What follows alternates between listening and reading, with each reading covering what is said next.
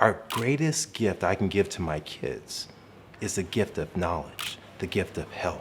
So in that way, I can transform their epigene, that trigger, that light switch, that trigger that's going to determine, do they have to have disease or not? This does not have to be your story. And it's not to tell you that you're going to live forever, that there's never going to be an end. There's a beginning and an end, but the question is, how are those final chapters going to be written in your book? Slave food is food that was refused by those in power.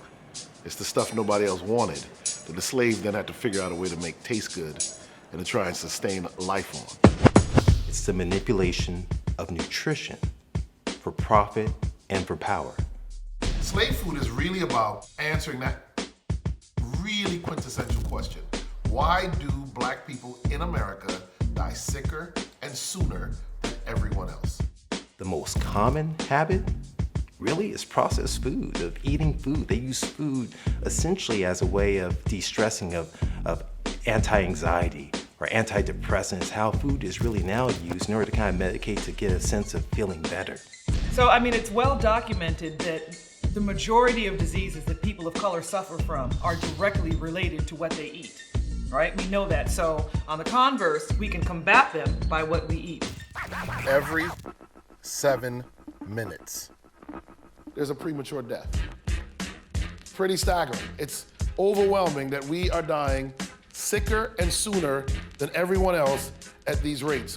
Why does this happen? From the idea of stress, it can be life stressors, but also the idea really about this unique idea of a racial discriminatory stress that plays an impactful role in the manifestation of disease.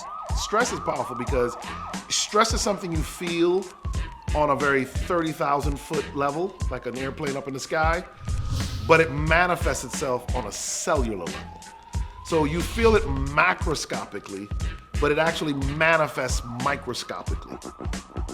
But food is important because food is the only way you can actually reverse that stress. In terms of the African American experience and African American community, really it dates back to the origin, Western Africa and that sojourn over into Americas, inside the Caribbean, inside of South America, that middle passage that was there where food had to be rationed. Food was a method of power. Slave food that's been processed, chemically modified in order to get the greatest bliss point or engagement. The food swamp is flooding our neighborhoods with calories. That's really the swamp.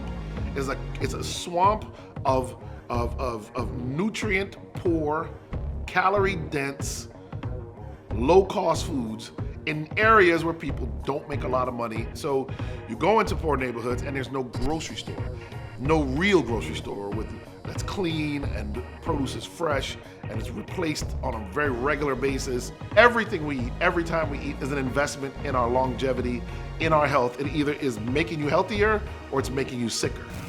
African Americans globally, specifically in the United States, have this sense that my mom had it, my dad had it. I'm not gonna live to a certain age. I'm gonna get diabetes. I'm going to have a stroke. I'm gonna have it. And so it's destiny. And what I want folks to know is that it's not destiny. Your DNA is not your destiny.